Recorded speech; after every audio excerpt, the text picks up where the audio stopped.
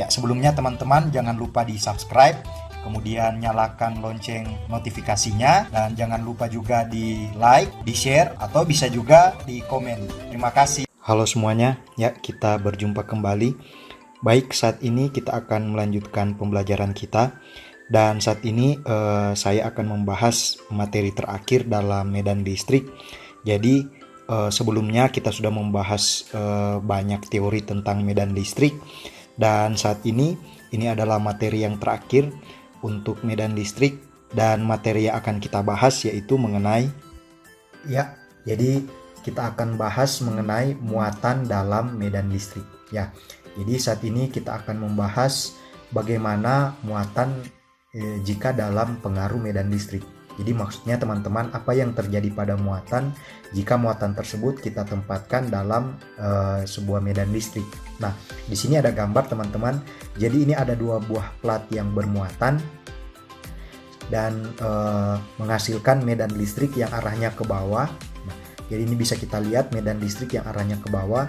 Berarti kedua plat ini karena arah medan listriknya itu ke bawah, maka dapat kita simpulkan bahwa yang bagian atas ini adalah plat bermuatan positif. Ini pasti plat bermuatan positif. Sementara yang di bagian bawah ini adalah plat bermuatan negatif ya teman-teman. Ya, jadi kira-kira seperti itu. Nah, sehingga kalau di atas muatan positif, di bawah muatan negatif, arah medannya itu akan ke bawah. Nah, kemudian kita lihat ini ada sebuah muatan yang bermassa M, kemudian besarnya adalah Q. Muatan ini jadi kita tempatkan dalam medan listrik. Jadi muatan ini bergerak dalam medan listrik. Nah, apa yang terjadi?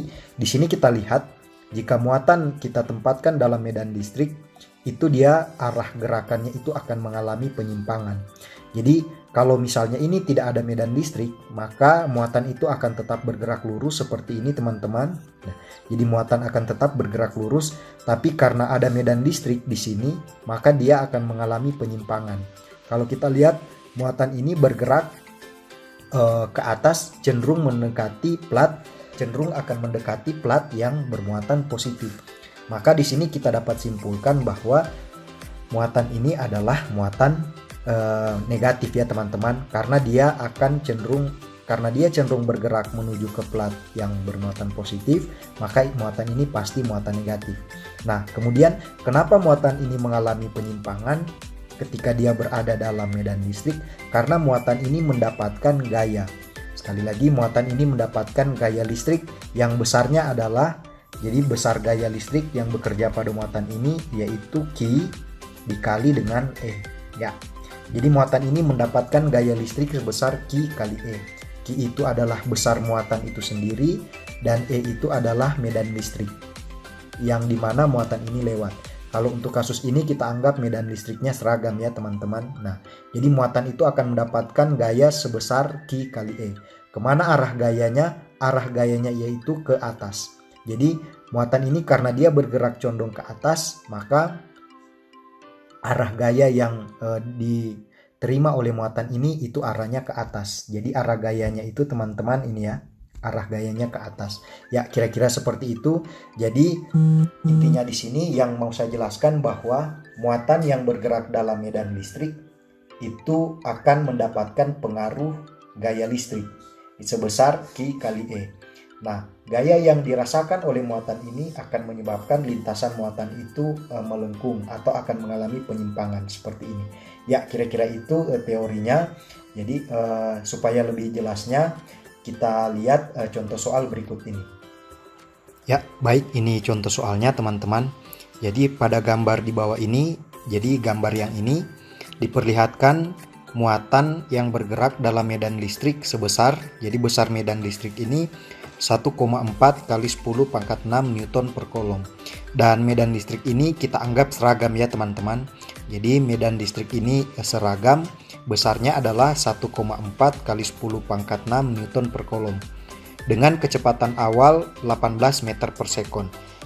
Jadi maksudnya ketika muatan ini memasuki medan listrik ini, kecepatan mula-mulanya itu 18 meter per sekon. Nah, jika muatan tersebut bermassa 1,3 kali 10 pangkat negatif 10 kg, dan besarnya adalah, jadi muatan ini muatan negatif, besarnya 1,5 kali 10 pangkat negatif 13 kolom, dan panjang plat itu kita tahu adalah 1,6 cm. Maka besarnya penyimpangan gerak muatan tersebut dalam arah vertikal dari lintasan awalnya adalah, nah, jadi yang akan kita cari penyimpangan gerak muatan tersebut dalam arah vertikal dari lintasan awalnya. Maksudnya yang mana? Jadi ini lintasan awalnya teman-teman ini. Nah, jadi ini ya lintasan awalnya. Nah, lintasan awalnya ini, kemudian penyimpangan vertikalnya berarti yang ini. Ya, jadi kita akan menghitung, ya katakanlah Y-nya itu sama dengan berapa. Itu adalah penyimpangan vertikalnya. Jadi kalau tidak ada medan listrik, maka dia akan bergerak secara terus, lurus, horizontal. Tapi karena ada medan listrik, dia menyimpang. Nah, penyimpangannya ini, Y-nya ini besarnya berapa? Baik, kita akan coba selesaikan teman-teman. Jadi kita tahu bahwa muatan yang bergerak dalam medan listrik ini akan mengalami gaya ya, yang besarnya adalah, jadi F itu besarnya adalah Q dikali dengan E. Nah, kemudian ini kita hitung sama dengan, berarti Q itu adalah 1,5 kali 10 pangkat negatif 13, kemudian dikali dengan medan listriknya yaitu 1,4 dikali 10 pangkat 6. Nah, ini hasil yang kita peroleh adalah 2,1 kali 10 pangkat negatif 7 Newton. Jadi muatan itu akan merasakan gaya sebesar 2,1 kali 10 pangkat negatif 7 Newton. Pertanyaannya, kemana arah gaya yang dirasakan muatan? Karena muatan ini ditarik oleh plat bagian atas, plat yang positif bagian atas ini teman-teman, maka arah gaya itu yaitu ke atas ya. Jadi sekali lagi arah gaya ini adalah ke atas, sehingga saya tuliskan FY. Nah, jadi muatan itu mendapat pengaruh gaya listrik itu ke atas. Nah, sementara kalau pada horizontal, pada arah horizontal, muatan itu tidak mendapat pengaruh gaya apa-apa. Kira-kira seperti itu. Dan karena dia mendapat gaya ke atas, berarti muatan ini akan mengalami percepatan ke atas juga. Nah, besarnya percepatan yaitu saya tuliskan AY sama dengan FY per M. Kita tahu percepatan itu dapat kita hitung dari gaya dibagi dengan massa ya teman-teman. Maka ini sama dengan berarti 2,1 kali 10 pangkat negatif 7 dibagi dengan massa dari muatan itu adalah, di sini massanya 1,3 kali 10 pangkat negatif 10 kg. Jadi 1,3 kali 10 pangkat negatif 10 kg. Maka hasilnya adalah sama dengan, kita dapati percepatan muatan itu adalah 1,6 kali 10 pangkat 3 meter per sekon pangkat 2. Ya. Jadi percepatan itu, jadi muatan ini bergerak dengan percepatan 1,6 kali 10 pangkat 3 meter per sekon pangkat 2 ke arah atas ya teman-teman. Nah, sekarang kita akan tahu berapa besar penyimpangan ini, berapa besar penyimpangan gerak muatan itu terhadap sumbu Y. Maka yang kita peroleh adalah, jadi Y sama dengan, karena dia memiliki percepatan, berarti percepatan ini tetap ya nilainya teman-teman. Berarti dia bergerak lurus berubah beraturan. Maka persamaan yang kita gunakan tentu saja persamaan gerak lurus berubah beraturan, yaitu V0Y kali T ditambah 1/2 AY T kuadrat. Nah, kemudian kita tahu kecepatan mula-mula dalam sumbu Y itu adalah 0. Karena gerak mula-mula dari muatan ini yaitu pada sumbu X ya. Jadi V yang besarnya 18 meter per sekon ini itu dalam arah sumbu X. Sehingga ini sama dengan 0 ditambah 1/2 AY kali T pangkat 2. Atau Y sama dengan 1/2 AY kali T pangkat 2. Nah, sekarang teman-teman kita belum bisa menghitung penyimpangannya. Kenapa? Karena kita belum mengetahui waktunya.